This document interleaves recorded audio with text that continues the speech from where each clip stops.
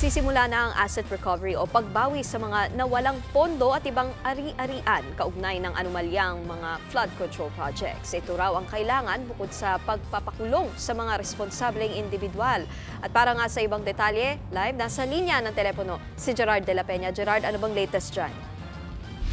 Nikki, ongoing ngayon ang meeting dito sa Independent Commission for Infrastructure para pag-usapan ng mga opisyal kung paano gagawin ang restitution o ang pagsasauli ng mga nakaw na pondo at yaman dahil sa korupsyon. Nandito ngayon ang mga pinuno at kinatawan ng mga ehensya kabilang na ang BIR, Bureau of Customs, Civil Aviation Authority, Civil Service Commission, Commission on Audit, Cybercrime Investigation and Coordinating Council, Department of Justice, DPWH, Insurance Commission, Land Registration Authority, Office of the Solicitor General, Land Transportation Office, Marina, Philippine Competition Commission, NBI, at ang PCGG at Securities and Exchange Commission. Sabi ni ICI Chair at retired Justice Andres Reyes Jr., nasa isipan ng lahat ang flood control scandal ngayon at hindi sasapat na makulong lang ang mga sangkot kundi dapat maibalik sa kaban ng bayan ang perang nawala. Bago ang pulong ay nakausap namin si Public Works Secretary Vince Dizon. Sa ngayon may naka-freeze na raw na asset sa Anti-Money Laundering Council na nagkakahalaga ng 5 bilyong piso. Ang 3 eroplano naman ni dating Ako Bicol Party List Congressman Zaldico nagkakahalaga rin ng humigit kumulang 5 billion pesos.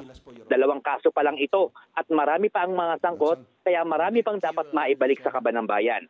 Pakinggan natin ang pahayag ni Secretary Dizon. 2 cases pa lang na file sa Ombudsman. So, you can just imagine kung gaano kalaki ang posibleng mabawi dito. Bilyon-bilyon ito. Pero ang importante, mapabilis natin. Ang civil cases, mas mabilis yan sa criminal cases. So dapat, mas mabilis natin mabawi yan. We're very looking forward to working with all the other agencies.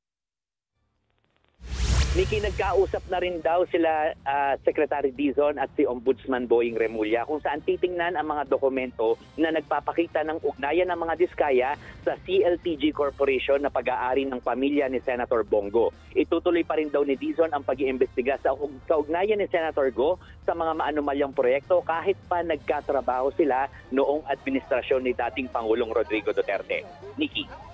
Yan ang Express Report ni Gerard de la Peña. Mga kapatid, Nikki de Guzman po. Para sa pasada ng mga rumaratsyadang balita, mag-follow at mag-subscribe na sa social media pages ng News 5.